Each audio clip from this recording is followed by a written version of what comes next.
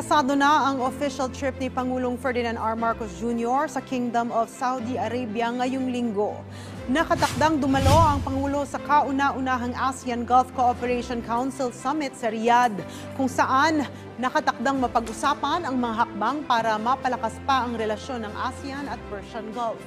Bagaman magiging maikli lang ang partisipasyon ng Pangulo sa ASEAN GCC, inaasahan namang magiging produktibo ito dahil na rin sa mga pagpupulong ng kanyang dadaluhan. Partikular na ang mga bilateral meetings kasama ang Saudi at Bahrain. Magkakaroon din ng business roundtable meeting ang Pangulo kasama naman ang Arab Businesses at Ministry of Investment of Saudi Arabia.